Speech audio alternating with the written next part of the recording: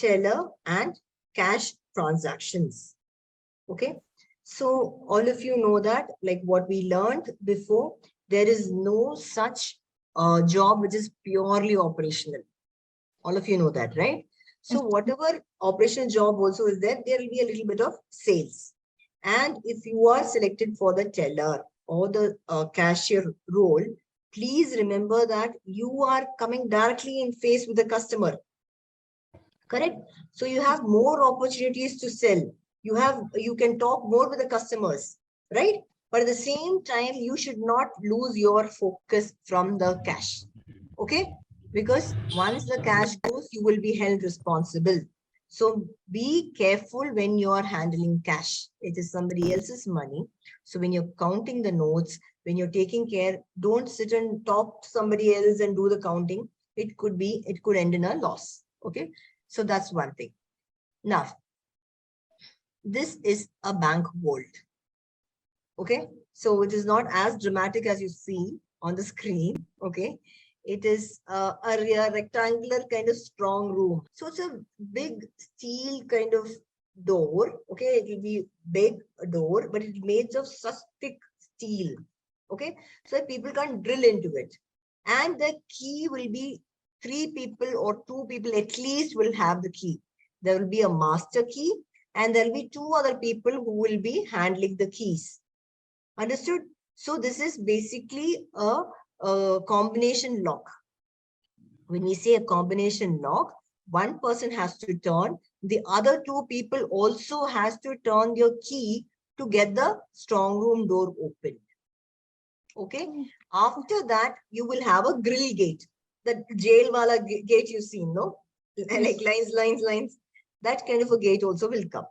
So that also is dual custody. That also is a dual key. That means one person has got to open, other person also has got to turn, only then it will open. After that, you will come into the room wherein you have securities like gold, cash, or lockers. All these things will be in a strong room. Long back, there was not even an air hole. It was completely of concrete. Okay, complete concrete. All, 1, 2, 3, 4, 5, 6 sides were completely covered with concrete. I mean, 5 sides with concrete and 1 side with the door, with this heavy steel door. Okay, so then what happened was, the locker is also inside. In one of the banks, when there were continuous holidays, one lady had come to operate the locker. And because there was no air hole, what happened was the staff forgot that she had come to open the locker. They went locking the locker door and they went to their homes. They had 3 or 4 days holidays because it was some festival coming up. That lady died inside the locker. Okay. From then on, they have started keeping air holes, small holes, so that the air will get in. Okay. Otherwise, what happens is it's completely tight and secure that not even a fly can go up and down. Okay. So because of this, what happened was they started keeping an air hole. Then, what are the important points when people start remitting cash or cash deposits? The account number is important. The denominations. Denominations is the number of notes. 500, how many notes? Hundreds, how many notes? And then you have to multiply and add it. Okay. Tell the customer to do it and you have to counter check it. Understood? Whenever you're counting the notes, count it, tick it, and then keep it aside. Do not mix it with the other cash, because if there is a difference, then you will be confused. Understood? When a customer comes to pay money, take the money from them, check the denominations, how many notes are there. Okay, once you count it, after that, after it is tied, only you have to keep it inside your drawer. If you just go on counting two notes of 500 and put it inside your drawer, 5 notes of 500, 100 you put inside your drawer, and the total is not tallying, the customer will say, no, that was a mistake. Actually, I had given 2000, but it is coming 1500 because there was a mistake. I had already given 2000. But you won't know because you already put it inside the drawer. So don't mix a person's cash immediately inside your rest of the cash, because in case there is a mistake, you will be liable. Understood? So otherwise you'll have to show the camera, you put only so much. I mean, it's a big hassle. So after it is tallied, after you give it, after you post it, only then you mix it with the rest of your cash. Okay, is that clear? This is for us to be careful. Understood? So the denominations needs to be mentioned, the signature of the depositor, the phone number of the depositor, because in case there is something wrong, okay, if you count, say he's paying around, say 50,000 rupees, you put it inside the counting machine, you count it and all those things, and suddenly you realize that after the customer went, you put a seal, sign, everything, and then the customer is gone. Suddenly you realize that there was a torn note or the number is cut. Okay, so you'll have to call the customer, right? So you have to get the depositor signature. When I say depositor, let's say Ambika is going to deposit in Sushmita's account. Okay, if Ambika is the person who's going to deposit, Ambika should put her phone number, because if a bank needs to call, if I call Sushmita, even Sushmita won't know what note Ambika has remitted. Correct? Yes. Correct, no? Yes. So Ambika's number should be given on the challan. Okay, make sure the phone number is there, and first kind the denomination, count the cash, and then put it inside your drawer. Whenever you're counting the notes, if it is in the counting machine, show it to one display. There'll be two displays. So one display should be facing the customer. Okay, because if it is 49 notes, the customer also will say, oh, it's 49 notes only, it is not 50. Understood? So that later on, there will not be a fight or a big hassle or no problem. Understood? So for that, we have to make sure that a display is facing the customer while you are counting the notes. Clear? Yes. Yeah. Now we'll go to the next slide.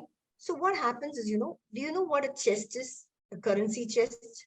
Currency chest is not a teller. You know what? You might be having a lot of money. Okay. So every branch will be given a limit. As in, say, if it is a rural branch, if it's a small branch, maybe 2 lakhs. If it is a big branch, maybe 50 lakhs can be kept. So there will be a different limit for each branch to hold currencies. Understood? So suddenly some customer comes and pays, would say, if your branch limit has a cash limit of, say, 5 lakhs. Okay. And somebody comes and remits 10 lakhs into their account. So what will you have to do? You will have to transfer the 5 lakhs, which is excess, into the currency chest. So currency chest is a huge kind of place where the excess is remitted. Okay, this is under the supervision of the RBI. Understood? So basically, whenever there is a huge excess, we remit it into the currency chest. Likewise, if there is a shortage, as in when a customer needs to take some money, okay, so it is better that you tell your customer to inform 1 day ahead, because you will have to make arrangements. Understood? For bringing the cash. Understand? So what happens here is, make sure, so make sure that you tell your customers regarding that. And 1 day prior, if you give us notice, we can arrange funds, because we will have only 5 lakhs. Our limit is only 5 lakhs. So if we have to get more, we will have to bring it from the chest. Understood, all of you? Yes, so chest is basically where the excess money is kept, and we get a small interest by the RBI. Okay, we keep it inside the chest. So what is the difference between keeping money in your strong room and putting it inside the chest? Any idea? The difference is like keeping money inside your SB account or keeping money inside your purse. Which is better for you? In SB account, because you'll be getting interest. Correct. So that is the whole point. Likewise, as and when we have excess, put it inside your chest. Send it to the chest. Okay. There will be cash management system or CMS, which will be handling all this excess cash. They'll be going and putting it. No problem like that. Not that you will have to go and remit it or put it there. Okay. So CMS is called the cash management system, which you can contact in case you need funds or you have to remit cash. One thing. Second thing is, a chest is like keeping money inside your deposit or SB account rather than keeping it inside your purse. chest will contain, because right now Sushmita is in another branch, Ambika is in another branch, Meghna is in another branch. So all of you will be pooling in your money to this chest. Correct? Yes. Okay, it is not one branch, one chest alone. All the branches nearby will be pooling in their money into this chest. Okay. Understood? So what happens is, if there is some problem, we will not know. The chest people will not know, there's an excess of 100 rupees. Whose bundle is this? We will not know. Correct? So for Yes. that, before emitting any money into the chest, every bundle or every section needs to be counted. One thing, your seal and signature should be put on a tag. There will be a small paper. Your signature and the supervisor's seal and sign needs to be put. The branch seal needs to be put. The date seal needs to be put. What we have to do is, before emitting into the chest, the notes need to be sorted. Sometimes it may be really dirty and sticky. So such notes should not be reissued, should not be sent back. So what happens is, this entire notes needs to be counted. It has to be sorted as issuable and non-issuable. That means we can circulate it back into the system. If it is dirty, you've seen notes now which are dirty and sticky and all that. So that should not be issued back to the public. We should have clean notes. Then each bundle should carry the teller's name, seal, signature, initial, date, the branch date. Only then in the chest, they will accept. And if there is any problem, they can get back to us. Then while making a payment, okay, can you see the check? Yes. This is a check. Here, what are the details that you have to look? First thing is the date. Okay. What is the period of, what do you think the period of a check is, or how long is a check valid? 3 months, exactly. So 3 months. 3 months is the validity of a check or a manager's check or a pay order or all these things, okay? So what happens here is 3 months is the validity. If it is before 3 months, say the date of your check is 1st October, or 1st January, or it's whatever is given here, 2nd to 2022. If it is February 2nd, 2022, can you make the payment? No, we cannot. Correct. Because it is a stale check. Yes. Whatever the date is over is called a stale check. S-T-A-L-E. A stale check. Okay. That means the date is already over. You cannot make the payment. Clear? And if a date is, say, 1st November 2022, can you make the payment? No, because it's a post-dated check. It is just coming up. The date is just coming up. Okay. So the date of the check should carry only 3 months prior and up till date. That is all. We cannot make a date which is coming up. Okay. So that's one thing that you have to remember. The second thing is, what you have to check is the account payee. Did you see that account payee crossing there? If there are 2 lines on the face of the check, it is called crossing. So we should not make the payment. Okay. Third thing is, we have to check whether the amount in words and figures are tallying. Understood? If it is written 2000 here, it should be 2000 there also. Yes. Correct? Check that also when you make the payment. Because sometimes what happens is, and advise your customers that whenever they are making a payment, we're writing a check, that there's 2000 here. Okay, they should not be leaving any gaps here. Okay, because if it is say 9,000, okay, or 7,000, what happens is, a person just has to write a 0 here, okay, and a TY near the 7 in words. What happens? 7 becomes 70,000. 70,000. Correct. So tell the customer, if you see checks like this, that they have to draw a line and cross it off. Otherwise, anybody can insert any zeros and just write TY. Understood? So what will happen? We will start paying 70,000 because we will think it is 70,000 check. But the person who's signed on it will think, how can they make a check payment of 70,000 when I just wrote 7,000? Understood? So this and all will lead to headaches. That is the problem. Not that they will prove us that we are wrong or they are right or the money is gone or who's going to pay the money. More than that, unnecessary problems it will create. Okay. So make sure that the amount in words and figures are right. Okay. And make sure that it is not crossed. Fourth thing is, let me ask you, the person who signed. So actually there are three parties to a check. One is a drawer. A drawer is a person who signs. Here, Rohit is the drawer of the check. Okay? Okay. Who's the payee? Correct. Rakesh Kumar is the payee. Now, the third party is called the drawee. D-R-A-W-E-E. Drawee. Okay? Drawee is basically always the bank. Here, State Bank of India is the drawee. Clear? The three parties involved for payment of a check is the drawer, the drawee, and the payee. Okay? P-A-Y-E-E.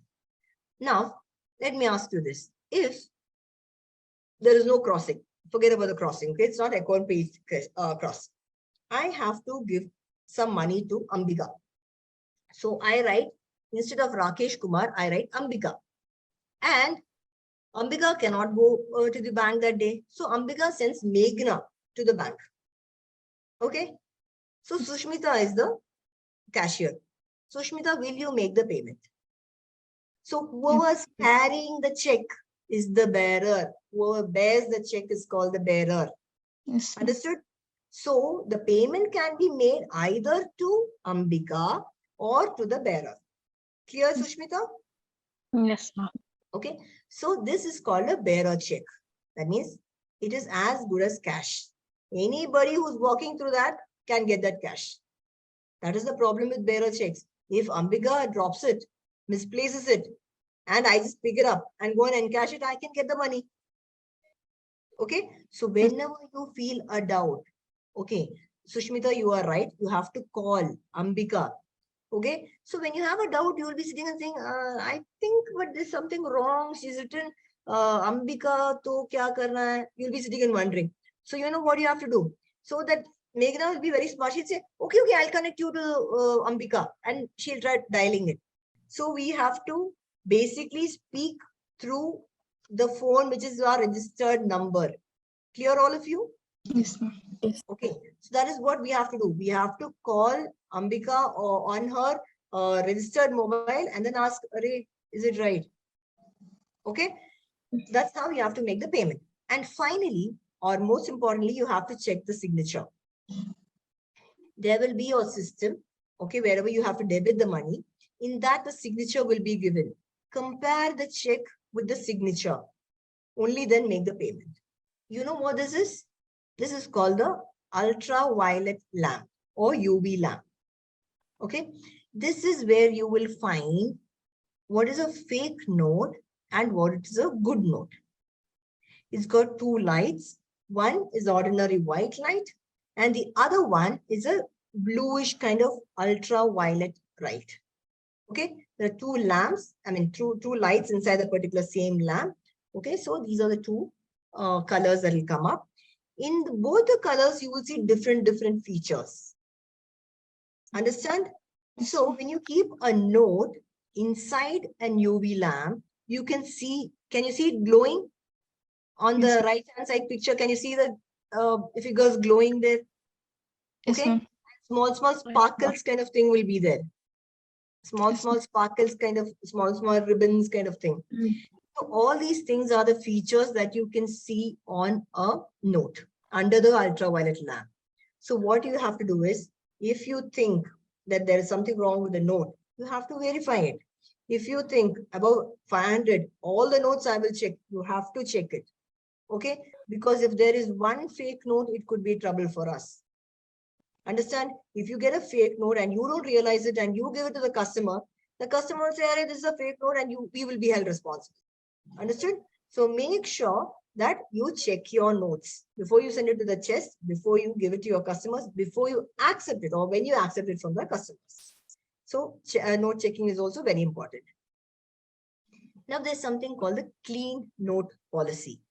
This we already discussed earlier. So here what happens? It is an RBI directive that we are supposed to circulate only clean notes. No. Okay, so you're not supposed to staple it, you're not supposed to write on top of it, nothing is possible. So what we can do is, if people have paid around say 57 notes of 500, put a rubber band, put a small paper on inside the rubber band and write 57. Don't write directly on the notes. Is that Yes. clear? So Yes. make sure Yes. that you take care of your notes also. And this is another thing I have to tell you. So sometimes what happens is, this is very rare this happens, but I'll tell you.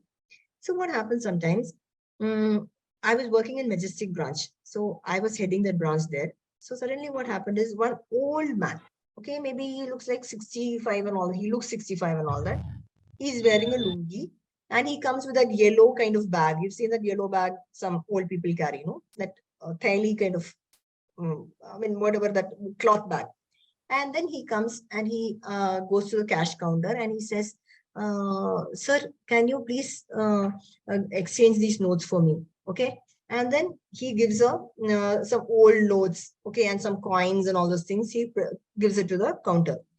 But this particular day, the cashier or the teller was a very experienced kind of person. Okay, so he came and said, there is something wrong. I think this person, we have to be a little careful. And then I said, okay, fine, exchange the notes, that will be better. And we exchanged all the notes. We saw that none of the notes were, fake and all that. So we counted the notes. We wanted a 500 rupee. We took all those kind of coins and old notes and all those things and gave him a 500 rupee and he walked off.